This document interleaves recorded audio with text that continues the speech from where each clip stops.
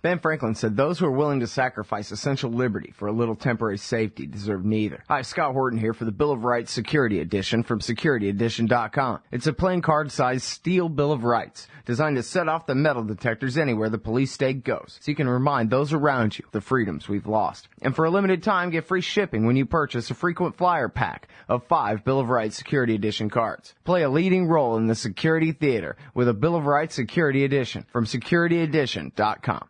The Scott Horton Show is brought to you by the Future Freedom Foundation at FFF.org. Join the great Jacob Hornberger and some of the best writers in the libertarian movement like James Bovard, Sheldon Richman, Anthony Gregory, Wendy McElroy, and more for a real individualist take on the most important matters of peace, liberty, and prosperity in our society. That's the Future Freedom Foundation at FFF.org. Hey y'all, Scott here. As you know, I've been laid off from antiwar.com. and I've embarked on a mission to make this show into a real business. And as you can tell, I've been doing all right at lining up some sponsors, and some great ones at that. But it isn't enough, so the perpetual fund drive rolls on. The Scott Horton Show needs donors and more advertisers if the show is to outlast my meager savings. So please, stop by scotthorton.org/donate. You can make single donations or sign up for a monthly subscription with PayPal. You don't need an account with them to do so. Or use Google Wallet, WePay.com, Give.org, and now even accepting Bitcoins. And if you own or represent a company or organization interested in sponsoring the show, please email scott@scotthorton.org so we can work it out. That's scotthorton.org/donate. And thanks. Hey everybody, Scott Horton here for LibertyStickers.com. If you're like me, then you're right all the time, surrounded by people in desperate need of correction. Well, we can't all have a radio show, but we can all get anti-government propaganda to stick on the back of our trucks. Check out LibertyStickers.com. Categories include anti-war, empire, police state, libertarian, Ron Paul, gun rights, founders quotes, and of course the stupid election. That's LibertyStickers.com. Everyone else's stickers suck. All right, y'all, welcome back to the show. I'm Scott Horton, and our first guest on the show is Dr. Bruce E. Levine. He's got this piece at Alternate, reprinted at Salon.com. Does TV actually brainwash Americans? Of course, we all already know that already, but here is scientific evidence to confirm our bias with. Welcome to the show. How are you doing? Good to be on, Scott. I was just making fun of everyone for believing whatever they want and taking any fact, whether it actually confirms their bias or not, and using it as though it does anyway. In this case, if it rains, it's proof that there's global warming, and if it snows, then that's proof that there's not. And nobody really is interested in the actual data. They all just want to be told that they're right. So a big part of being told that you're right all the time is TV. As Noam Chomsky put it, especially, we talk about very important foreign policy and police state type topics on this show a lot. And Noam Chomsky calls just the essence of TV conversation in general the propaganda model. He says it's perfect for having conversations based on false but conceded premises, a very narrow debate within those parameters. And then we got to go to commercial, so I'm sorry, we just don't have time for you to bring up any facts that might undermine the point where we all started from. And it seems like that's probably a big part of what you're getting at here with how people are brainwashed by the TV. It's the big lie by omission. What is shown and what's not, and then what's the implication about what isn't important enough to make the TV today, that kind of thing. Well, there's multiple levels of why TV is not good for democracy, why it's zombifying, why it's pacifying, why it's brainwashing, and that's one of the things that I should kind of just a little bit of backdrop.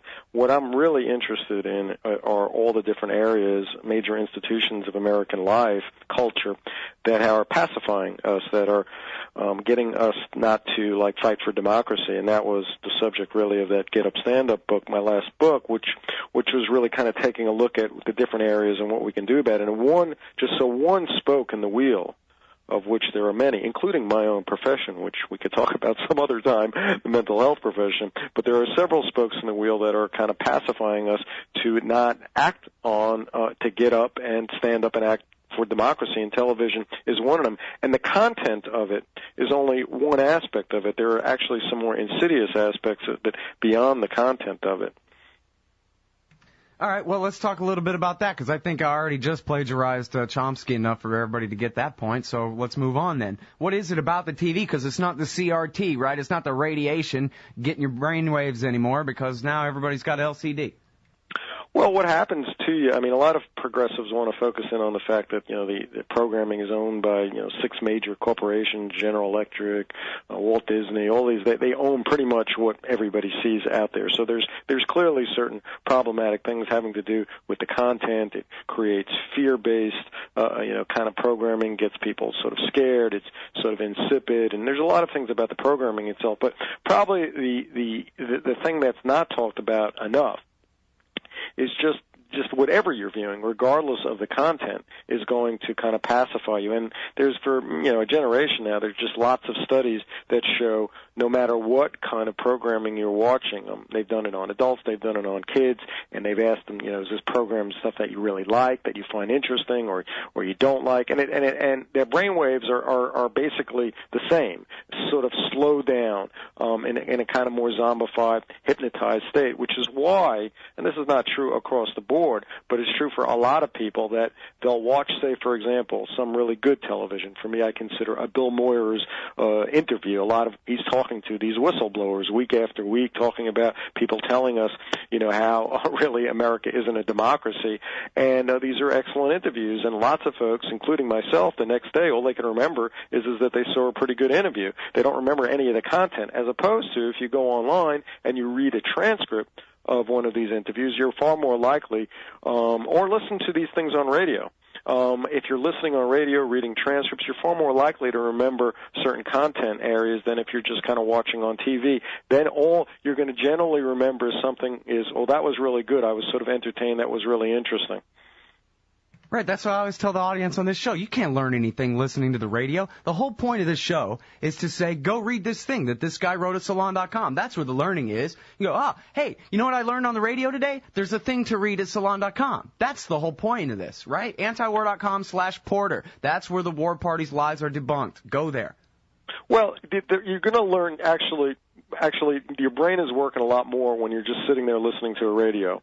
And you're going to incorporate more facts listening to people talk than watching television. There's a kind of hypnotic, sort of zombifying process that happens to your brainwaves watching television that doesn't happen when you're listening to the radio. It doesn't happen when you're in a conversation with another human being. Certainly doesn't happen when you're reading. And that's a big, that's been an ongoing major problem of television, no matter how good it is, no matter how much quality it is, frontline documentaries, all of these kinds of things.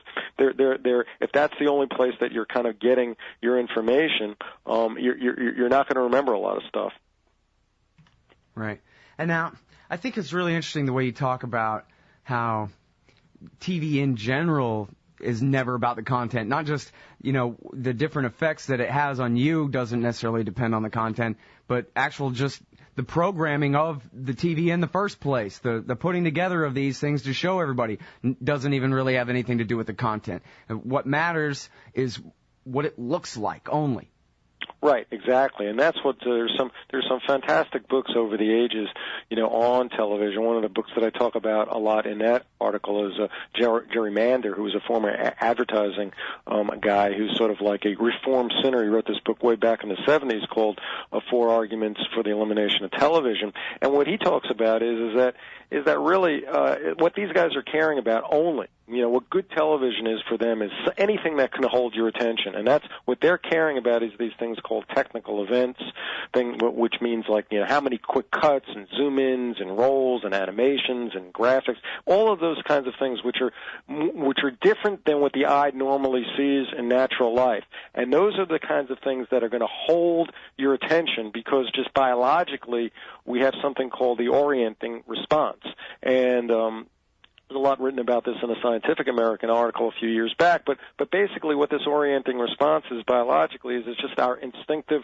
reaction to anything different, anything we haven't seen before, anything sudden. We're going to watch that, and that's what they're trying to do there on television all the time. That's all they really care about, is how they could use their programming, whatever it is. I mean, if they could figure out a way, they really wouldn't mind so much if someone convinced them that they could show like even an Occupy scene from Occupy Wall Street or any of these things, and they could produce it in a way to hold your attention. They wouldn't care about whether it's left, too leftist. If they could figure out a way, because in their own head is, once we got your attention with the programming, then we shoved the advertising down you, which has even more of these orienting responses, and people can count them. If you want to do that sometimes, just count how many of these so-called technical events, how many of these cuts and zooms and rollouts, all of these things that you don't ordinarily see in real life. Count how many happen in a kind of commercial. There's going to be a lot more in a commercial than there are going to be in the program, because the whole point of television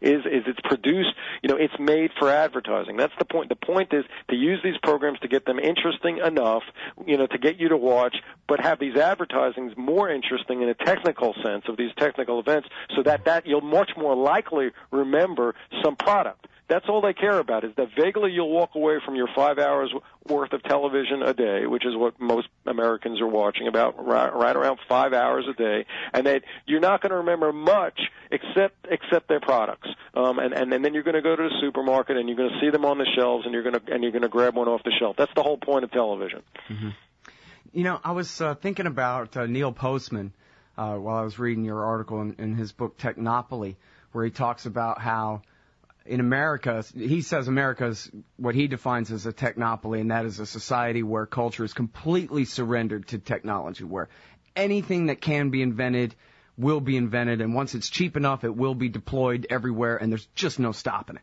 And so that goes for, it's in the news now that they're starting the test runs, but within just a few years, every sheriff's department is going to have a drone over every neighborhood, and we'll all be living like Fallujans. And there's just no stopping it, because remote-controlled planes are becoming that cheap.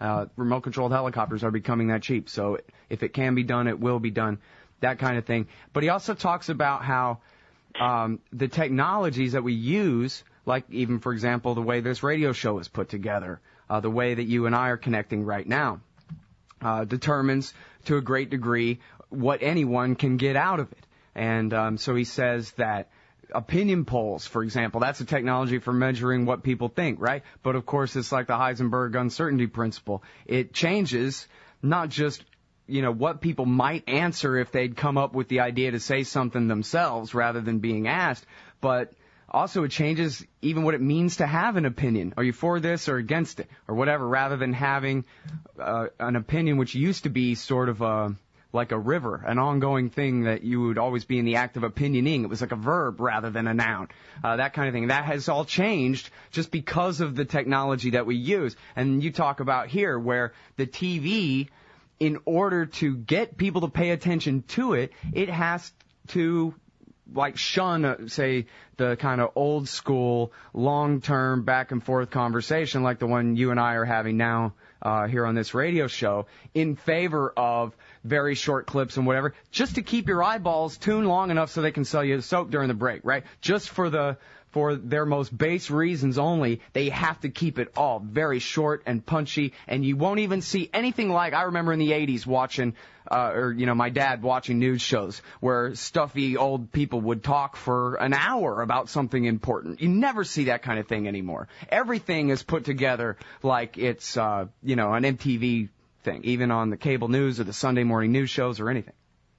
There is a kind of pathetic desperation that goes on at all levels of our society, and even, I hate to say it, some of these places that I write for, or that you mentioned, Salon and those last couple of folks who published that article, you could feel that the titles they often send them of articles are completely changed, with the idea that if we can't manipulate somebody within a second to get sort of with an article title, kind of, if we can't immediately get them to hook them, then they're not going to pay any attention to this. There's absolute no faith, no confidence that you could actually put even in an article title exactly what the article is about, and that somebody might be interested in off of that. And so you see that, of course. But the other thing that you were talking about, I think, is a hugely important area of culture America, is this kind of technology worship, which I've talked a lot about. And you see it, and again, a lot in my profession, the mental health profession, is really horrific because what do we know? For example, that almost any treatment, okay, any approach, any psychotherapy, almost anything works about as good as anything else. We know this from years and years of research. Basically, whether it's a pill, an antidepressant, they all work about the same as one another. Whether it's psychotherapy, whether it's whatever, that they all work about 30% of the time, about 30, you know, and it's a lot of what it's about is faith or belief. But the thing is that if you can sell yourself as a kind of technology, so if you can sell yourself as a biochemical technology, if you could sell yourself as electroshock technology, that in this culture, in this society, you get like extra points for that people have been so kind of brainwashed, they've been so sort of propagandized, socialized into the idea that technology is superior in anything, that in a lot of areas it's very tragic, and in some areas it's comical, where people will buy into anything that can call itself technology versus something else which is free, which is just as effective, that's not technological. Well, you know, my problem is I'm just as guilty as can be about this. Really the whole basis of this show is supposed to be me reading books and interviewing their authors. And instead it's devolved into me reading articles and interviewing the writers. And then oftentimes, even now, it's me reading the headline and interviewing the guy that wrote the damn thing without even taking the time to read it or having the time to read it. It's just something interesting I saw on my Facebook page. Your article I actually read, by the way. But a lot of times that's the way it happens. And you know what? I just don't read books at all. I mean, even ones that are so important that I'm desperate to read, that I want so bad to read. Oh, no. But now, not only am I obsessed with Facebook, now I'm finally stopping hating Twitter and beginning to love it. Oh, my God. I might as well take up drinking. Well, there you go. At least you're in touch with that. And that's really what all these things are very similarly. I mean, whether, you know, television, it really is not just a metaphor, an addiction. That's one of the articles that I reference in there, the Scientific American article, is that really it works, a lot of these things, whether it's Twitter or television or a Scotch or Valium, I mean, anything that really immediately reduces your level of tension, that takes you out of some state of conflict or tension and makes you give some kind of immediate state of relaxation, you're going to get addicted to. And so I think one of the things is that's great, you know, and off of my association of hearing a guy like you talk is like, let's all of us end our hypocrisy, at least about the fact that lots of Americans out there, we've got a whole dehumanizing, authoritarian, undemocratic kind of culture and society, at least for 99% of people out there, and who have no power over their life at all, and they're desperately kind of craving something out there to take them out of some pain or take them some out of tension somewhere, whether it's Scotch or Prozac or television or whatever, or Twitter. And it's like, boy, we're in trouble. I mean, and if at least we're aware of that, where we won't completely lose our humanity. It may not save us, but at least we'll sort of retain some of our humanity when we remember that kind of thing. Right. Yeah, it really is something well, I know I used to be a cab driver, and I drive around at night, you know, picking people up, and you just see every house, every apartment, everywhere you go. It's just that blue glow in every living room. And you know what? There's some cool stuff to watch on TV. I like Breaking Bad and South Park and some other things. There's a lot to hate and a lot to try to ignore, but you know, the thing of it is there actually really is a lot to learn from TV. There's a lot of really cool stuff on TV, depending on how well you pick and choose and you know, how carefully you spend your time on it. There's a lot of good beers as well. I mean, you know, right. I mean, I'm not anti-TV. I got to make that really clear. I mean, but I'm understanding how I utilize it. That, like, over the course of my life, the more miserable I am, especially, for example, being in graduate school and being surrounded by a bunch of kind of shrinks type people who are saying nothing useful for me in my career. I mean, the more in pain I am, the more I want to watch any escapist crap TV that there possibly can be. Right. You know, and I've spent thousands of hours in my life watching escapist crap TV. And when I don't need to take the edge off, like when things are going pretty good for me, you know, I could watch I feel okay about watching a Bill Moyers or Frontline or some of these other, you know, television shows where you're actually getting something out of it. But overall, I think people have to kind of, like, you know, keep in touch with what the general effect is, even if all you're doing is watching quality TV, what that's generally doing in terms of how pacifying you are. And that's the bigger area that I started out this conversation with you, is like, let's take a look at all the spokes in the wheel that Americans are really just becoming so pacified that they're really hip to. I mean, a lot of journalists out there that I talk to, they have this fantasy that if only Americans knew the truth about our military-industrial complex, for example, then certainly they'd get up, rise up, and do something about the fact that we're wasting all our money and just doing amazing, just one destructive thing after another with this silly military-industrial complex.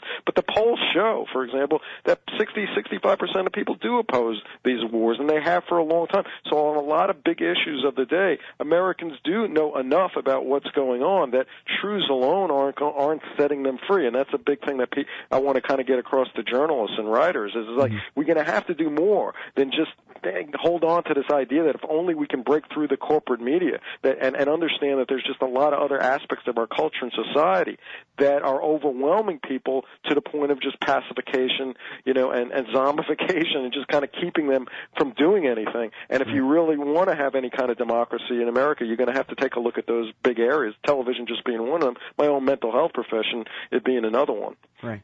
Well, I think a lot of what that comes down to is, of course, people have jobs and families and very busy things, but then again, they make time for a lot of other things. I think most of that comes down to, okay, maybe that's not the right way to say it. I think there are a lot of people who are politically inclined, who would tend to be interested in these kinds of things, if only for their own entertainment, right? Would rather listen to talk radio than classic rock in the afternoon or whatever while they're driving, that kind of thing. But they don't participate, they don't vote, they don't get very interested.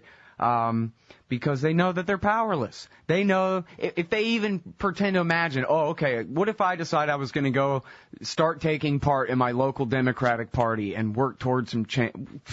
You're going to laugh and stop before you even finish the thought. This country, the government of this country does not belong to us. We don't have any say over it. So, indeed, why would someone waste their life, swimming in all the details when it doesn't do them any good? And they have a family and a job and all these other, personal priorities that they have to keep up with. Absolutely, and that's really where where we all need to kind of get to is to understand that we're moving into one of these kind of, what Bob Marley sang about, and what a lot of folks who are in psychologists, social scientists, in colonized societies understand is that you kind of move into one of these kind of states where a society of people becomes just totally kind of defeatist. They've given up hope because whether it's being colonized, in our case we're not colonized by a foreign country, we're colonized by this thing called a corporate state, this corporatocracy, which has left people kind of in a state of this kind of absolute helplessness, what Bob Marley sang about called mental slavery, right? Emancipate yourself from mental slavery. And I think that's one of the things that Americans, when I'm trying to kind of help Americans get to, come out of denial over the fact that, we are as a culture and as a society have moved into that kind of, third, whatever you want to call it, that kind of mentality of where people have just kind of given up. And we have to kind of understand that, that there are ways when people get to that point of total defeatism and totally feeling like there's absolutely hopeless to do anything against powers to be, that there's a different kind of strategy, there's different kind of tactics if you want to help a society and culture move out of that zone. But the truths are no longer going to just set people free. That's just not going to be enough when you get to that state. Mm-hmm. Yeah, well, and TV is such a big part of it, too. I remember, and this is from back before the Internet, the great comedian Bill Hicks talked about how frustrating it was to him to watch TV news all the time. I guess he's specifically talking about CNN and watching it 24 hours a day for days on end and whatever, and how frustrating it is to never see his own voice of reason confirmed. And he got to where he's thinking, and he knew that other people were going through this, too. They start thinking they're the ones who are crazy. Because apparently the consensus in the society is everybody agrees on this ridiculous nonsense, And right. So every once in a while to have someone say, oh, no, Bill, you're the one who's right, and everybody else are the ones who are believing a bunch of nonsense, was like the greatest liberation of all. To find out that actually, no, you're not that. It's not you, it's them, it really is, and back then there were the 3 TV networks and that was it, your local paper reprinting the New York Times and that was it before the Internet where you could get your voice of reason confirmed a little bit, but, it seems like TV, well, we can all tell, right, when you watch cable news that none of those people are anything like us and they have no idea what the hell they're talking about. I mean, they've got Andrea Mitchell, whose Alan Greenspan's wife is hosting the daytime news about the financial catastrophe that we're in right now, and they don't even have to disclose the conflict of interest. They don't even know there is one. They're in this isolated little bubble that the rest of American society looks at them, and why pay them any attention at all, really? Right. You know? Right, and all these guys who are, the evening news, if anybody still's watching the CBS, NBC, ABC, but all these guys are multimillionaires. I mean, they're all completely disconnected just by the virtue of the fact that they're all in the top 1/10 of 1%. These Brian Williams characters and all that. But here's the thing. I think a lot of what people may want to pay attention to if they can. And it's just like pulling out of any kind of drug. And I totally have compassion for people who are addicted to television as a way of kind of killing their pain, because I have done it myself. But if you can go for a few days or go for a week or go for a month without it, interesting things start to happen. One of the deeply problematic things about television and democracy is that television keeps people isolated. So you get addicted to this thing, you sit alone for the most part 5 hours a day watching this box, or maybe you've got somebody else you're watching a little bit with, but you're really not talking much with them. But in any case, you're not going out there and connecting with life. You're not going out there and meeting people. You're giving yourself no chance at all. And that's exactly another great reason why television is a dream for an authoritarian society on many, many different levels. But one is it keeps people isolated. So we have today in America, I mean, these are horrifying statistics to me, but 25% of Americans do not have a single confidant in their life, not one person that they could talk about heavy things with. That's 25%. And a lot of that is kind of vicious cycle. The more that you have television to kill your pain of loneliness, the more that you just keep using it, and so that you stay lonely. And so one of the really important core things is for any kind of democratic movement is you have people who are connected. You cannot have any kind of solidarity politically if you don't have people who even, have friends who don't even know one another. So if you just stop watching, you're going to feel a sense of anxiety wave over you, but there's going to be a high likelihood that you're going to go like, maybe I'll just get out of my house and just go to a coffee shop or go somewhere there and maybe strike up a conversation with somebody, and we start talking about things, and maybe you could actually make a friend. So certain things like that are also really deeply problematic about television in terms of issues of just basic social isolation in America. Right. Well, and it seems too like that's really the society ends up a lot of times. That's the only thing that we have in common with each other. Bill Kristol and them are always saying we need a big war so that everyone will feel part of something. But the default is that we all watch the same TV show. And I remember my friend Darren telling me about, I guess a friend of his mom's or something came over, and when she was asking him who's his favorite on Dancing with the Stars, and he replied, well, nobody, because I've never seen that, because I'm not interested in that. She didn't believe him. And it turned into kind of a fight that she couldn't figure out why he was such a damn liar that he wouldn't admit who his favorite on the show was, because her understanding was this is what makes us Americans together. We all watch Dancing with the Stars alone in our houses together. Well, that's a dream come true for some kind of, like I say, an Orwell Huxley kind of universe here, right, where that is the kind of experience of togetherness and community. Because with that kind of sense, you will never have people challenging illegitimate authorities. I mean, if that's your state, and that's exactly is the state of American society, nobody challenging illegitimate authorities in any serious way, and so therefore you have no democracy in American society. There you go. Well, I wish we could keep talking, but I got to go because I got Mel Frankberg coming up next. But I want to thank you very much for your time, sir. Sure. Thank you, Scott. All right, everybody. That is Bruce E. Levine. You can find him at Alternet and at Salon.com. Does TV actually brainwash Americans? Is at Salon.com. His most recent book is Get Up, Stand Up, Uniting Populists, Energizing the Defeated, and Battling the Corporate Elite. I like that. He's a practicing clinical psychologist, often at odds with the mainstream of his profession, and he's also written more books, including Surviving America's Depression Epidemic and Common Sense Rebellion. He's written for Counterpunch and a lot of other left-wing sites that you're used to reading, and his website is brucelevine.net, and we will be right back after this and that. Hey folks, Scott Horton here for Veterans for Peace at veteransforpeace.org. I'm not a vet, but if you are, I'd like to ask you to consider joining Veterans for Peace. As you know, in matters of foreign wars, the veterans' voice is given much more weight. Well, Veterans for Peace is making veterans' voices heard in ways and places where they can really make a difference. There are more than 175 chapters of Veterans for Peace in all 50 states, working hard to eliminate nuclear weapons, seek justice for veterans and victims of war, and abolish war as an instrument of American national policy. It's the Peace Vets versus the Chicken Hawks. Join up the good fight at veteransforpeace.org. Hey y'all, Scott Horton here. After the show, you should check out one of my sponsors, wallstreetwindow.com. It's a financial blog written by Mike Swanson, a former hedge fund manager who's investing in commodities, mining stocks, and European markets. Mike's site, wallstreetwindow.com, is unique in that he shows people what he's really investing in, updating you when he buys or sells in his main account. Mike's betting his positions are going to go up due to the Federal Reserve printing all that money to finance the deficit. See what happens at wallstreetwindow.com. In an empire where Congress knows nothing, the ubiquitous D.C. think tank is all.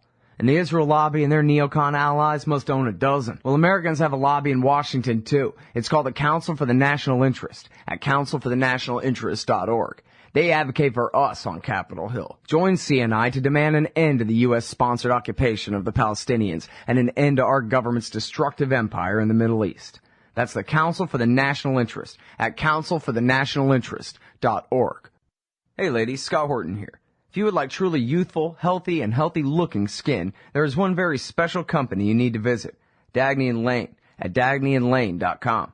Dagny & Lane has revolutionized the industry with a full line of products made from organic and all-natural ingredients that penetrate deeply with nutrient-rich ionic minerals and antioxidants for healthy and beautiful skin. That's Dagny & Lane at dagnyandlane.com. And for a limited time, add promo code SCOTT15 at checkout for a 15% discount.